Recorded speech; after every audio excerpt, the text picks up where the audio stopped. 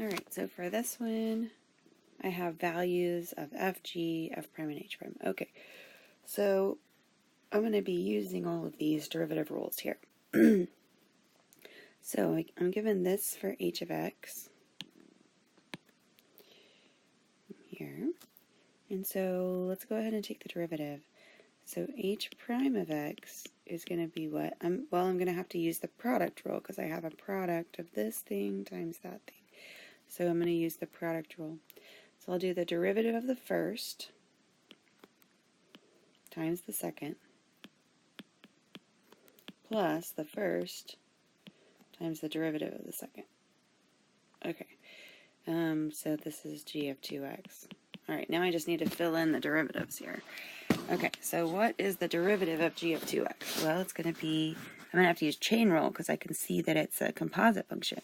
So it'll be g prime of 2x times the derivative of the inside, which is 2.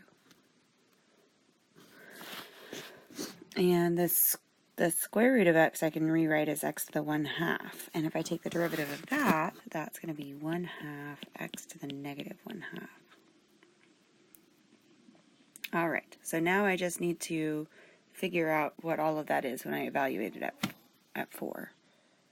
So h prime of 4 is going to be g prime of 2 times 4 times 2. And then we have times the square root of 4 plus g of 2 times 4. And then I have 1/2 times 4 to the negative 1/2. Okay, so let's keep going. So g prime of 8, let's see here, g prime, okay, so here we go. So here's the x value 8. G prime of 8 is 1 times 2 times square root of 4 is 2 plus g of 8 is 4 times 1/2 times 4 to the negative 1/2. So it's going to be 1 over the square root of 4. So that's going to be, again, a 1/2. And so what am I left with? I've got 1 times 2 times 2, that's 4, plus 4 times 1/2 times 1/2. That's going to be 4 times 4/2, which is 1. So the final answer is 5 there. All right. Now if j is f of g of x over x, then j prime of 1. Okay, so we're going to need to do the quotient rule here. So j prime of x is going to be, I like to kind of go ahead and write out my whole skeleton for the chain. So I've got something on the bottom squared, low d high minus high d low, square the bottom, and off you go. There we go. So the bottom is easy. I can fill that in with an x. And then the bottom part is, again, x.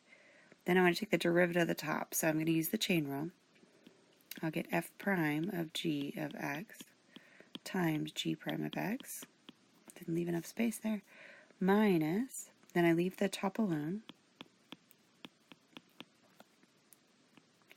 And then times the derivative of the bottom, which is 1. Okay, so let's see if we can evaluate that. Okay, so I want to do that when j prime of 1. So I'm going to plug in 1 for all the x's. So I have 1 times f prime of g of 1 times g prime of 1 minus f of g of 1 times 1 over 1 squared. Okay, well the bottom's just 1, so I don't have to write that over 1 every time. Okay, what is g prime of 1? G of 1. G of 1, switched on this. G of 1 is 4.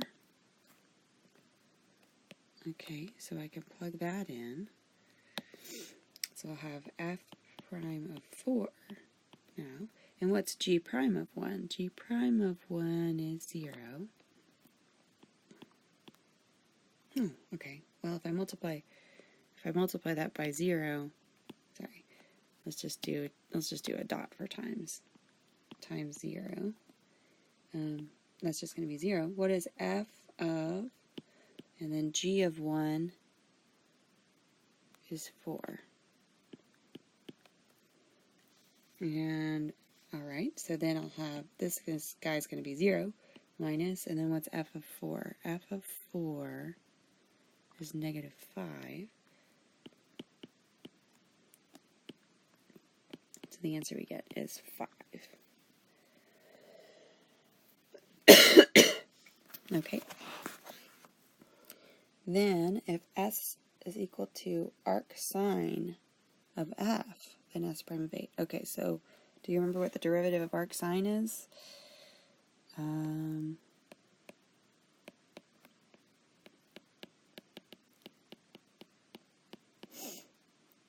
It's 1 over the square root of 1 minus x squared.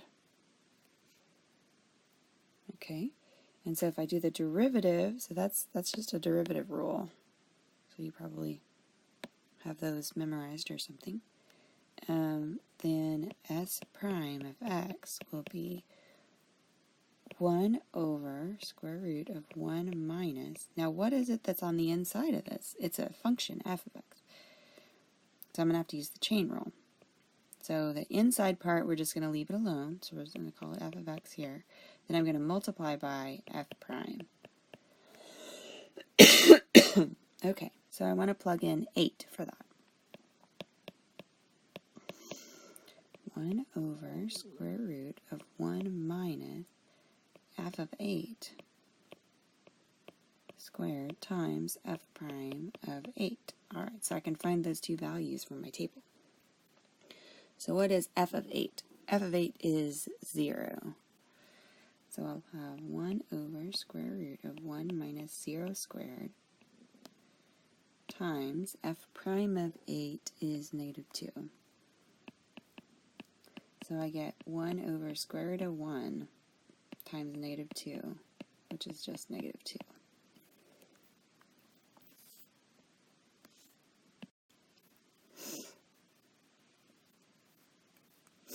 All right, so for this one, I see that I have an implicitly defined function. I have the x's and y's are mixed up here. And so I need to take the derivative implicitly of both sides with respect to x. So I'll just write d dx.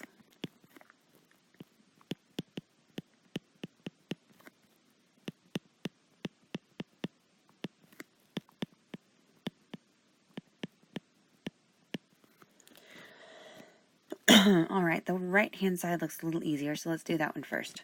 So 3y squared times dy dx. I have to use chain rule every time I take the derivative of something involving a y, because why? Well, I'm taking the derivative with respect to x, and y is a function of x, so I have to keep doing that. Okay, so then the derivative of tangent is secant squared. So on the other side, I'll have 2 secant squared x plus, now for this 4xy, I'm going to have to break it up and do it a product rule. So I have 4x and y. Okay, so let's do the product rule there. When I take the derivative of the x part, I'll get 4y. It's because I'll just have 4 times 1 times y. And when I do the derivative of the y part, I'll have 4x dy dx. Okay, so now I am doing pretty good, but I want to notice that I have a dy dx here, and I have a dy dx here. What I want to do is solve for that dy dx. So I'm going to put the dy dx's all on the same side. So I'm just going to move this guy. I'm going to move this guy over to that side. And everything that doesn't have a dy dx, I'll move over to the other side. Okay. So let's see here. So I'll have 4x dy dx minus 3y squared dy dx equals, and I'm moving the rest of this over, negative 2 secant squared x minus 4y. And then I can factor out the dy dx on this side.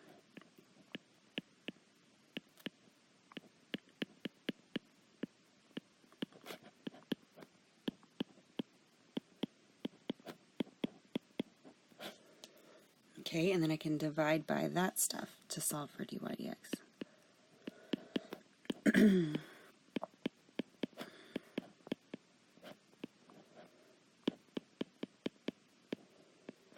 Okay, and if you solved it in a different order than I did, that's okay. You may have ended up with the same answer, except all the signs are switched. And that's the same thing, really, because if you multiply the top and bottom by -1, you can also get this thing, 2 secant squared x plus 4y over -4x plus 3y squared. And those are equivalent answers. So if you just multiply top and bottom by -1, you'd get the other one. So if you got this blue answer, that's also correct. All right, so for this is just derivative rules here. I have sine of cosine of 2x. So notice that I have an inside function and then an inside function inside of that. So I'm going to have to apply chain rule 2 times.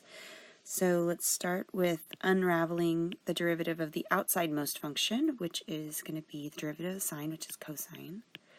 Then we'll leave the inside alone.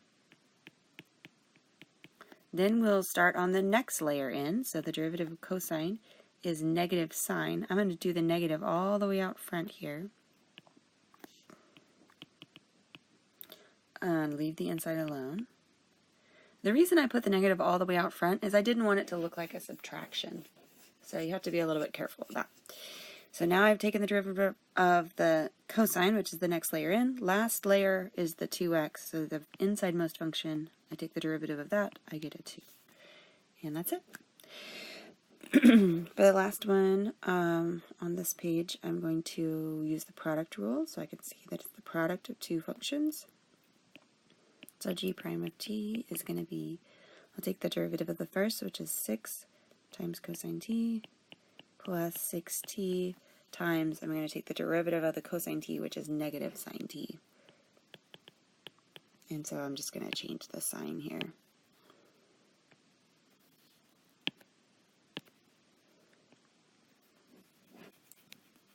And that's it.